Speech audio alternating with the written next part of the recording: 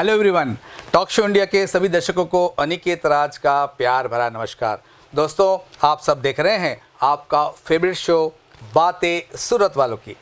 आज हमारे साथ स्टूडियो में मौजूद है सूरत शहर के एक बहुत ही इम्पॉर्टेंट पर्सनालिटी, जी हाँ, विजडम इंटरनेशनल स्कूल के managing director Shri Naresh Lakkad ji. Naresh ji, welcome to talk show India. नमस्कार।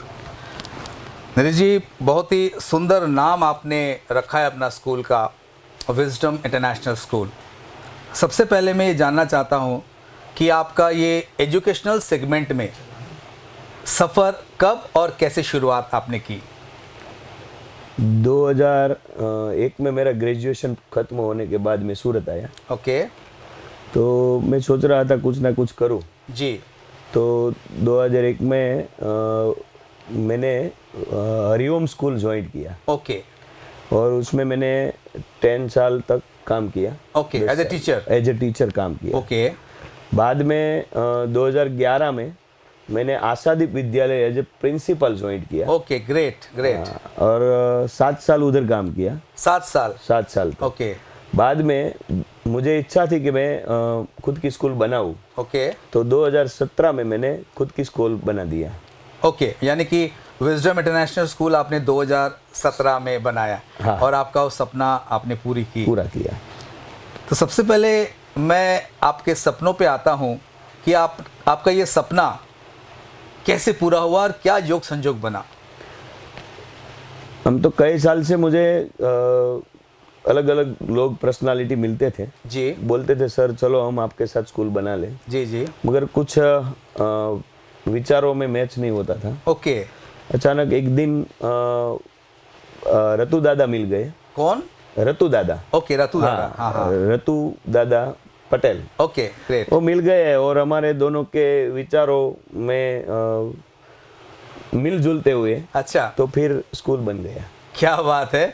यानी कि आपकी जो सपने को साकार करने में रतु दादा पटेल साहब का एक बहुत महत्वपूर्ण योगदान रहा। तो कैसे आप देखते हैं उनके नेचर को और किस तरह से आपको लगा कि हाँ, रतु दादा पटेल जी के साथ में ही आपको ये प्रोजेक्ट शुरुआत करनी है? मैं ऐसा सोचता था, स्कूल तो सब लोग बनाते हैं जी। मुझे जो बनाना था जी। मैंने विचार किया था कि मैं कैसी स्कूल बनाऊं जी, जो मेरा विजन था, मेरा ड्रीम था। जी जी। तो रतु दादा से थोड़ी बातचीत हुई जी, तो उसका भी ऐसा विचार था कि भाई ऐसे लोगों को हम शिक्षा दे जी, जहाँ इंफ्रास्ट्रक्चर से लेके जी बराबर क्वालिटी एजुकेशन जी, और कम से कम फी में दे सके। क्या तो वो जो मेरा विचार था, हाँ हाँ, वो उनसे मिलजुलता था कि ऐसे पेरेंट्स हमारे यहाँ आए और ऐसे बच्चे हमारे यहाँ पढ़े जो हमें पढ़ के जाने के बाद हमें याद रखे कि मैं ऐसी स्कूल में पढ़ा हूँ। तो ऐसे ही। क्या बात है। तो आपकी रतु दादा पटेल जी से मुलाकात और उनका आपका जो वाइब्रेशन है, जो सोच है, विचार है, वो मुलाकात के बाद आपका ये सपना साकार हुआ। तो मैं हमारे नरेश लक्कड़ जी की तरफ से और विजडम इंटरनेशनल स्कूल के सभी स्टूडेंट की तरफ से रतु दादा को बहुत बहुत बधाई देता हूँ, धन्यवाद देता हूँ कि आपने नरेश लक्कड़ जी से के साथ मिलकर ये बहुत ही इम्पोर्टेंट प्रोजेक्ट को आपने सक्सेस किया है। उसके लिए वंस अगेन बहुत सारी शुभकामनाएं और आपको बहुत बहुत धन्यवाद। रतु दादा पटेल जी को आप क्या कहना चाहेंगे? उसको मैं अपने पापा की तरह ही मानता हूँ। क्या बात है। बराबर। और उसको भी मैं ऐसा बोलूँगा कि इसका आशीर्वाद है जो हमें मिला है। जी जी जी। तो उसका तो मैं आभारी रहूँगा और बच्चों के तरफ से भी आभारी रहूँगा। क्या बात है। उसका इतना बड़ा विचार है जी कि बच्चों को कुछ ना कुछ हमारी स्कूल में से मिलना ही चाहिए, लेना नहीं है, देना है। वाह वाह वाह। हमें कुछ देना है और जब भी कुछ नया करते हो तो उसका ऐसा ही होता है, बस बढ़िया बना दिया, बढ़िया किया। क्या बात है। नरेश जी, आपका और रतु दादा के जो सोच के साथ आपने प्रोजेक्ट शुरू किया, तो मुझे बहुत खुशी है और मैं आपको धन्यवाद दूंगा कि आज के समय में एजुकेशनल सिस्टम की पूरी जो सेटअप है सब लोग वाकिफ़ है, और इस दौर में आपने ये सोच कि हमें सिर्फ देना है, लेना नहीं है, देना है, और इतना बढ़िया इंफ्रास्ट्रक्चर के साथ में आपने ये विजडम इंटरनेशनल स्कूल की स्थापना की और इतने बच्चे वहाँ पे आकर के अपना ज़िंदगी को अपने मुकाम पे पहुँचने के लिए तैयारी कर रहे हैं, तो वंस अगेन आपको बहुत बहुत बधाई और आपको भी धन्यवाद मैं देता हूँ। विजडम इंटरनेशनल स्कूल के अगर इंफ्रास्ट्रक्चर की हम बात करें तो क्या क्या खासियत आपने रखा और किस तरह से आपके स्कूल के सेटअप को आपने एक नया रूप दिया है? स्कूल में पहले तो हमने सोचा कि बच्चे को फ्रीडम मिलना चाहिए जी।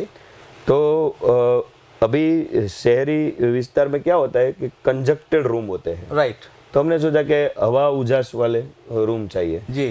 तो हर तरफ से मेरा स्कूल है वो कुदरत के सौंदर्य में रहता है। क्या बात है। आगे एक बहुत बड़ा झील है, अच्छा, और बाद में ग्राउंड है 2, और स्कूल के आगे पीछे कोई भी बिल्डिंग नहीं आती है जी जी। एकदम कुदरती वातावरण में बच्चे पढ़ते हैं। कौन सा लोकेशन में है ये? एक कामरेज लोकेशन में है। ओके, थोड़ा आउटस्कर्ट्स में है। हाँ, सूरत से आगे कामरेज। ओके, बराबर। ओ उसमें मध्यम वर्गीय परिवार सब रहते हैं। Very good. हाँ, तो स्कूल में इंफ्रास्ट्रक्चर में देखे तो रूम तो बहुत बढ़िया है ही, राइट।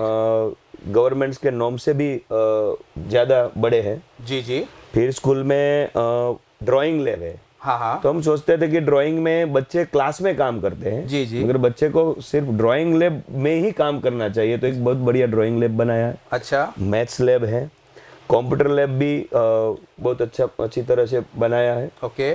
फिर केमिस्ट्री लैब, फिजिक्स लैब और बायोलॉजी लैब, तो उसमें ऐसी लैब बनाई है कि सब जगह लैब तो होती है जी जी। साइंस के स्टूडेंट को प्रैक्टिकल करने के लिए एक साथ बैठते हैं जी। हमने जो लैब बनाया उनमें बच्चा प्रैक्टिकल करेगा ना तो ऐसा लगेगा कि मैं कोई रिसर्च सेंटर में काम कर रहा हूँ। Okay okay okay. ऐसे ही लैब बनवाई है। ओके। 500% बैठ सके इतना बड़ा हमने ऑडिटोरियम हॉल बनवाया है जी जी, जिसमें हर बच्चे को हम मौका देते हैं स्टेज पे आके बोलने का जी जी, और ऐसा प्रोग्राम करते हैं जो बच्चा अपने आप कुछ बन सके, कर सके। स्केटिंग रिंग बनाई है। तो आपने सारा जो एक्स्ट्रा करिकुलर एक्टिविटीज वो भी रखा है और साथ में आपका जो एजुकेशनल सिस्टम के लिए जितनी एक मैंडेटरी चीजें हैं, लैब्स की जो आप बात कर रहे हैं, वो सारा चीज रखा है। ओके। तो ये आपका कितने स्टूडेंट अभी वहाँ आपके स्कूल में हैं? 3200। ओह माय गॉड, 3200 स्टूडेंट अभी आपके हैं। और कौन से स्टैंडर्ड से कौन से स्टैंडर्ड तक आपका है? नर्सरी से लेके 12 तक, English medium, Gujarati medium. Okay, good good. तो आपके वो स्कूल का जो डिजाइनिंग है, आर्किटेक्चर, इसमें भी कुछ आपने कुछ नया बदलाव किया है कि नॉर्मल स्कूल की तरह फ्लैट एकदम बिल्डिंग जो हम देखने को मिलता है वैसा है? ना, हमने बच्चों के हिसाब से बच्चों को मजा आए स्टूडेंट को, इसलिए हमने कर्व आकार दिया है। अच्छा। उसको, और स्कूल में जो भी चीज देखेंगे आप जी जी, वो राउंड आकार में, राउंड शेप में मिलेगा। ओके, बराबर है। कुछ ना कुछ नया नया हर जगह पे अलग अलग दिया है, कहीं भी जाओ तो उसमें से एक मैसेज मिलता होगा बच्चों जी जी जी। यानी कि कर्व आकार में ये होता है कि एक कॉर्नर के जो स्टूडेंट के क्लास है वहां से दूसरा या पूरा स्कूल को देख सकता है। हाँ। क्या बात है। तो ये आर्किटेक्ट वाला काम भी आपके ही विजन से निकला है कि कोई आर्किटेक्ट अपॉइंट किया था आपने? ना, वो मेरे साथ रतु दादा के 2 सन रहते हैं। ओके। वो भी क्या शुभ नाम है उनका?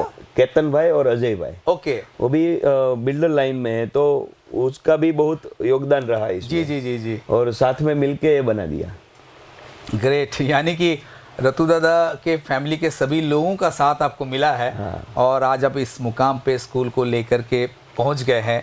अच्छा, ये बताइए कि स्कूल बनाने के समय कुछ ऐसी चीज़ है जो आपके पहले के कोई ऐसे घटना से आपको इंस्पिरेशन मिला और आपने आपके विजडम इंटरनेशनल स्कूल में उस चीज़ का समावेश किया? हाँ, ऐसी 2 चीज़ है। अच्छा। पहली चीज़ ये है कि मैं किराए के मकान में रहता था। अच्छा, गांव में? नहीं है, यहाँ सूरत में। ओके। तो मैं जब प्रिंसिपल था तब जी जी, तो मेरे 2 बच्चे ट्विंस है, लड़का और लड़की, वो जूनियर सीनियर में पढ़ते थे जी। तो मैं देखता था कि हर रोज आके वो अपनी मकान की दीवार पे लिखा करते थे। अच्छा, अपने रूम के अंदर में? हाँ, घर पे। ओके। तो मैं देख रहा था सब बच्चे को इतना, उसको ना बोलो फिर भी बिगाड़ देते थे दीवार, ना बोलो फिर भी बिगाड़ देते थे दीवार।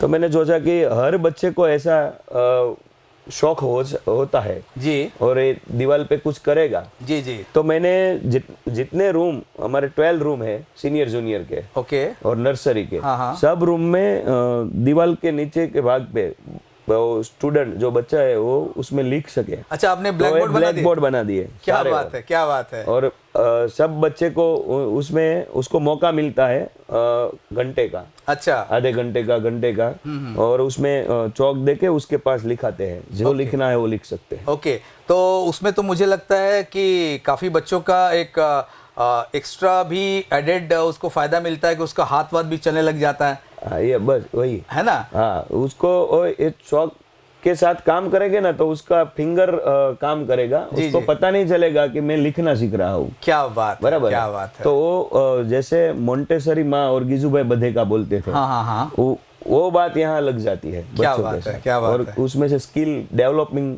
बाहर आती है। जी, तो मुझे लगता है कि कहीं ना कहीं आपके जो ट्विंस बच्चे हैं उन्होंने भी आपको कोई चीज के लिए प्रेरणा दी। अगर वो अगर नहीं लिखते घर के आपके रूम के अंदर में दीवार पे, तो शायद आपको इस कॉन्सेप्ट को अपने स्कूल में लागू नहीं करना पड़ता, या कर नहीं पाते। तो आपके बच्चे लोगों को भी बहुत बहुत धन्यवाद देना चाहूँगा कि उनके इस एक्टिविटी से उसको आप इनोवेटिव आइडिया से अपने स्कूल में अप्लाई किया।